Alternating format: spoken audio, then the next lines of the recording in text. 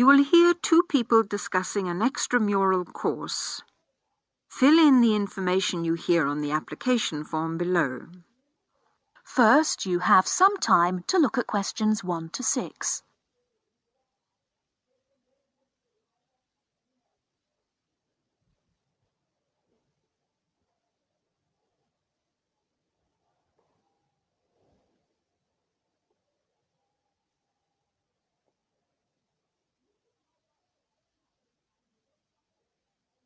Now, here is the conversation. Hi, Jenny. What are you doing down here? Oh, hello, Steve. Well, I'm trying to fill in this form, but I'm having a bit of a struggle as I sprained my wrist playing tennis yesterday. Don't worry, I'll do it for you. Let's have your pen. Right, fire away. Let's see. I want to do the drama and theatre studies. I'd like to get the certificate. The course number is 60201. No, sorry, 202. It seems to be on Thursday at 7:30. Yes, well, we don't have to put all that down. Now, I suppose we can call you Miss? Don't be funny, and spell my name right. Well, if you'll have a name like Jenny McPherson, let's see, it's M-A-C. No, big M, small c, no A. Right, M-C-P-H-E-R-S-O-N. Yes, okay, and don't forget it's a capital P, McPherson. Now, what's your address? Well, I've just moved, so it's 6 Westway Avenue, Longford. Hang on, don't go so fast. 6 Westway Avenue where? Longford. What's next? Your phone number, daytime and evening. Well, I've only got one, as we can't have calls at school in the daytime, so put down the evening one. 605-4829. 4829, okay. And you're a teacher. How old are you? 29? Wish I were. No, 32. Before you hear the rest of the conversation, you have some time to look at questions 7 to 10.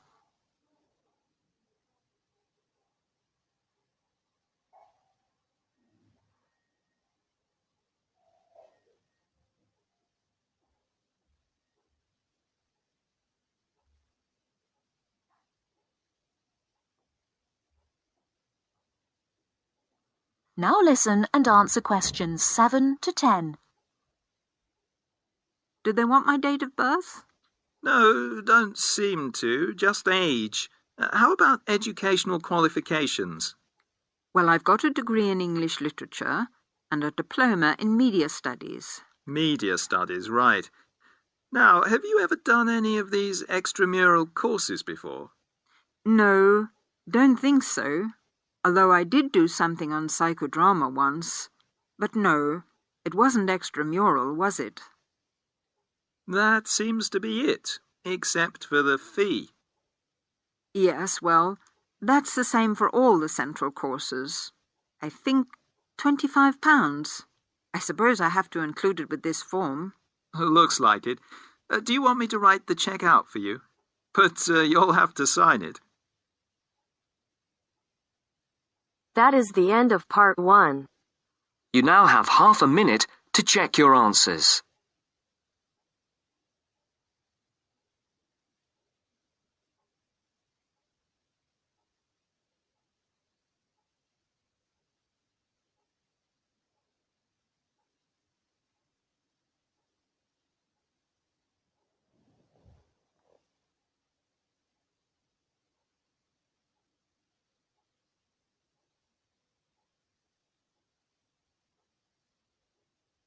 Now turns to part 2.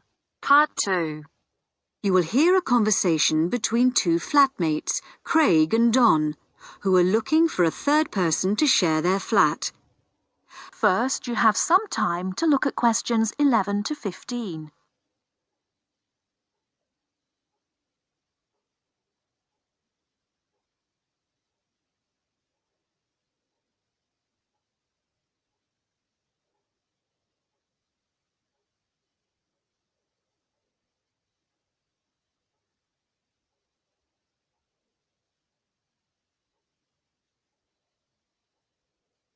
Now, listen carefully and answer questions 11 to 15. Hi, Craig. Been home long? Yeah, quite a time. Did anyone phone about renting the spare room? Yeah, we've had 3 phone calls about it. Really? Yeah. Do you want to hear about them? Sure. Right. The first one was called Phil Parrott. Uh-huh.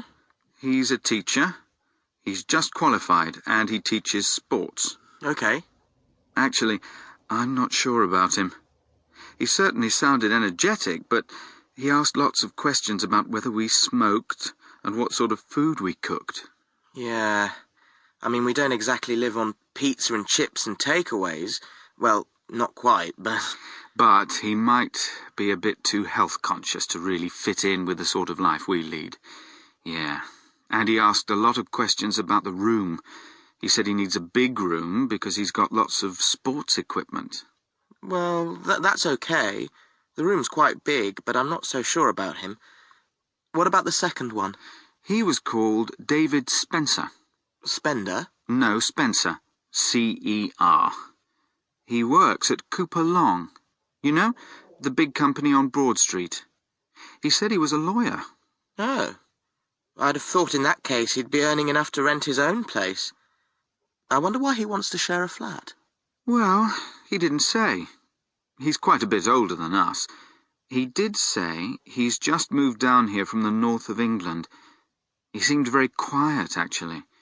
Maybe he wants to meet some new people. I got the impression he was a hard-working kind of person who doesn't go out all that much. Right. But he sounded okay. Oh, one thing, though. He said he wouldn't be staying in the flat at the weekends, so he wants to pay reduced costs for gas and electricity, because he's only here 5 days out of 7. Oh, I'm not sure about that. What do you think? Well, I suppose it's fair, but it all sounds a bit complicated. Before you hear the rest of the talk, you have some time to look at questions 16 to 20.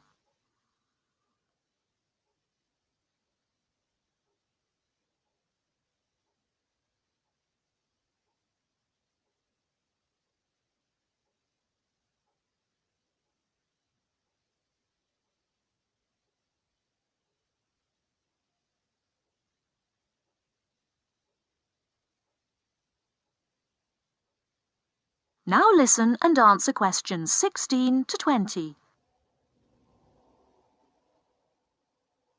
Anyway, there was a third person, Leo Norris. Yes? He's an engineer, Oh, yeah? and he's about our age. Right. What did he sound like? Well, actually, he was really funny. I couldn't stop laughing when I was talking to him. He said he was very lazy and never got up until noon at weekends, and I said that wouldn't be a problem here. No, certainly not. But actually, I suspect he was joking when he said he was lazy. I think he lives life as it comes. He's certainly not competitive or stressed, but he likes cycling and things like that. He sounds like an outdoor type. Anyway, I thought he sounded as if he'd fit in. He wanted to check if there was somewhere safe for his bicycle. That's not a problem. No, he can leave it in the garage with my car. So did you get his contact details? Yes, he left his mobile number. It's 0777 687 2433. And does he want to move in straight away? Well, he's paid his rent in his present place up to the 31st of September, but he said that if possible, he'd like to move in a bit before then. He said the 28th of September. And he was okay about the rent? Yeah, he said it was fine. Right. So shall we give him a ring and see if he wants to come round and... That is the end of part 2. You now have half a minute to check your answers.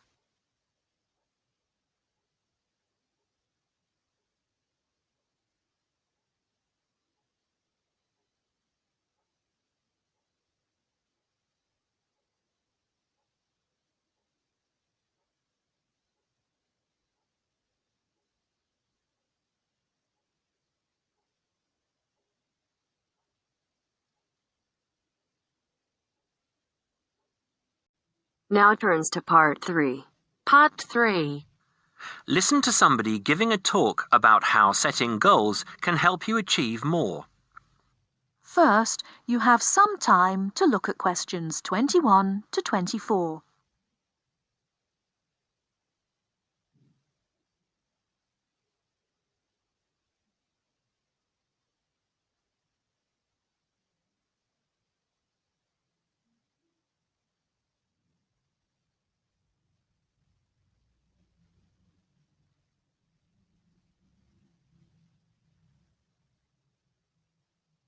Now, listen carefully and answer questions 21 to 24. Good evening, everyone. It's good to see that so many people managed to make it. An achievement in itself when I'm sure you're all so busy. This evening, I'm going to talk with you about setting goals and how setting goals can help you understand what you really want to achieve. First, though, I'd like to start by saying what I think achievement actually means. I think some people think it's simply about being successful in a job or making money, but it certainly doesn't have to mean that. Achievement is simply accomplishing goals that you set for yourself, doing what you plan to do, and people might plan to do all sorts of different things. Achievement is about realizing your dreams. I would also like to say that to achieve, you must have belief. Belief that you can do whatever it is you want to do. There is more to achievement than simply wanting to do something. Anyone can say that they want something, but actually getting it is not so easy. To get it, you must believe that it is yours. Not having belief is the main reason that so many people do not achieve. If you really want something, you must talk and act like you already have it. Then you have belief, and then you will achieve. So, goal setting. Goal setting is about imagining the future and then turning the dream into a reality. Setting goals helps you to be clear about what you really want and helps you concentrate on getting what you want. Setting goals will help you see what is stopping you from knowing what's important. And because achieving goals makes you feel good, you will be more confident and succeed more easily. Goal setting is something that all achievers do, whether they are high flyers in business or successful athletes.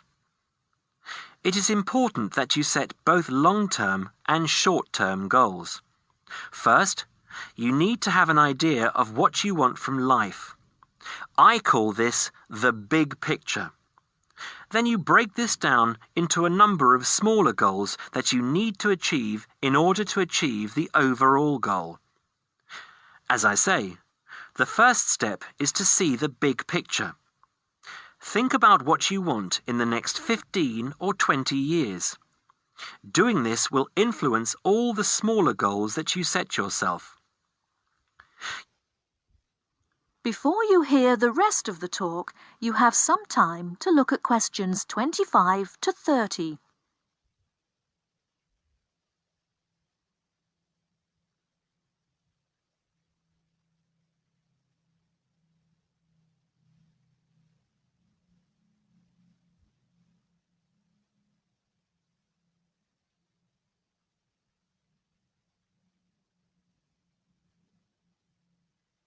Now listen and answer questions 25 to 30. You need to think carefully about different areas of your life and how they influence each other. You should identify the important areas of your life and try to set goals in each of those areas. Here are the areas that most people want to focus on, but remember that everyone is different. First, think about your career. How important is your career to you? Do you want to be a manager or run your own business? Or are you happy working for other people? Connected to this is the financial side of your life. What sort of income do you want to have? Is wealth important to you? You need to think about long-term relationships. At what age do you hope to be married? Do you want to have children? How much time do you want to spend with the people you love? You need to think about your health and how that could change what you can achieve. How will you stay healthy as you get older? Do you do anything that is not good for your health? And how will you try to do those things less or stop doing them completely? Finally, you need to think about your free time, your hobbies and interests. How much time do you want to have to do what you really enjoy? It is difficult to achieve goals in one area if you feel that you don't have the time to do the things that really make you happy. Now, when you have this overall picture, try to set yourself one goal for each area. Make sure the goals are what you really want and not what you think other people want from you. Of course, in life, it is important to make the people around you happy, but you must focus on what you want. Now, I will go on to talk about how to break your lifetime plan down into short-term goals. But first, does anyone have any questions about what I've said so far? That is the end of part 3. You now have half a minute to check your answers.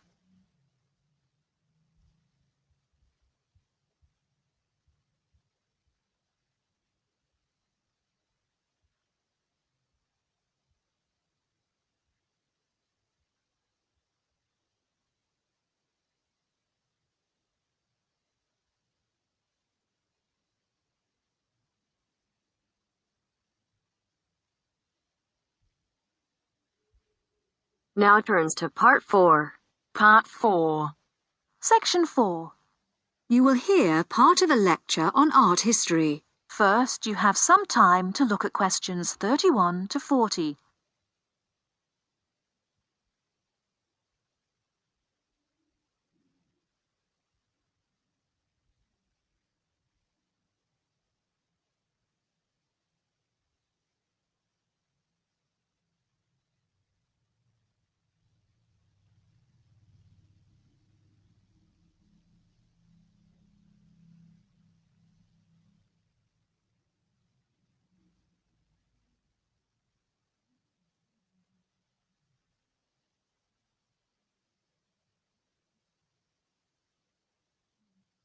Now, listen carefully and answer questions 31 to 40.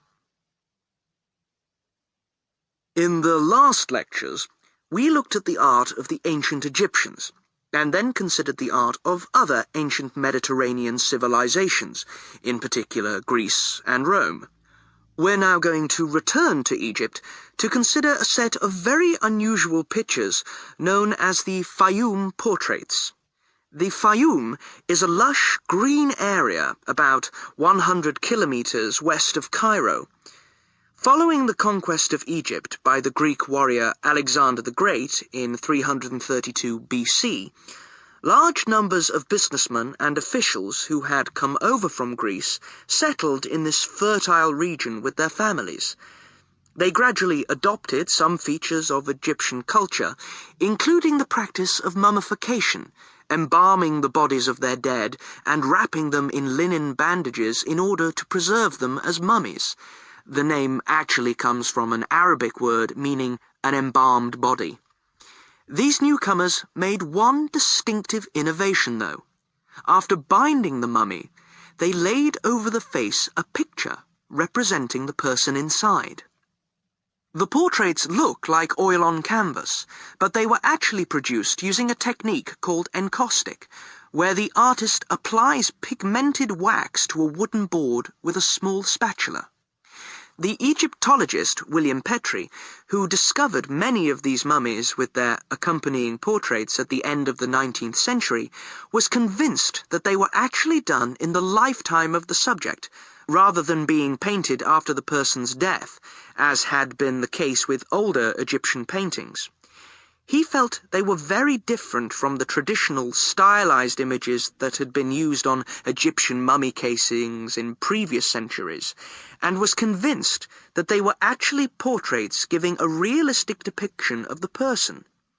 He pointed out that the boards on which they were painted showed signs of having been cut down to size to fit within the mummy bandages.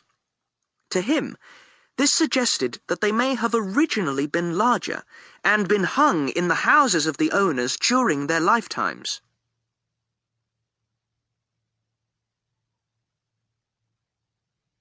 But more than a century after they came to light, nobody knew how far they were really depictions of real people, as against idealized portraits. Then a team from Manchester University decided to find out, by recreating the faces of Fayum mummies in clay, and then comparing the reconstructions with the portraits. The team was provided with skulls from 2 Fayum mummies from the British Museum, and given the information, based on X-rays and other evidence, that one of the mummies was of a 50-year-old man, and the other was a woman in her early 20s. Armed only with this information, they set to work. First, they created copies of the skulls. Then they used clay to build up the facial muscles in order to reconstruct what the person looked like. After weeks of painstaking labor, 2 faces emerged. Only then were the 2 portraits revealed so that the match between the reconstructions and the portraits could be examined. In the case of the man, both model and portrait showed a broad, flat face with a slightly hooked nose and a fleshy mouth with broad lips. But the man in the portrait was noticeable for his 5 o'clock shadow, the beard beginning to grow around his chin and on his cheeks. This would have been quite a recognizable feature of the man in real life, and an easy thing for the painter to copy. However, it wasn't something that the makers of the model could know about. In the reconstruction, the right eye was slightly higher than the left, and this was the same on the portrait. But on the portrait, the eyes were very large, which is standard with many of the Fayum portraits, while in the model they were longer and narrower. The portrait of the woman appeared to be even more of a standard type, with her large eyes, straight nose, and small mouth. These pretty feminine features suggested this could be an idealized woman's face, and yet it proved to match the reconstruction surprisingly closely. The proportions of the lower face corresponded, and so did those of the forehead, though in the portrait the eyes were closer together and larger than in the reconstruction. And in both cases, the head was set on a solid neck, suggesting a more powerful physique than you might have expected from these delicate features. So, overall, the similarities between the portraits and the models are too close to be accidental. The artists may have started from a standard picture, but attempts were made to modify this to reflect the characteristics of the subject, what gave the face its personal qualities. Obviously, this isn't much of a sample upon which to judge an entire genre of portraiture, but the researchers are convinced that, on the whole, the artists aimed to represent their subjects as they appeared in real life, whether this was flattering to them or not.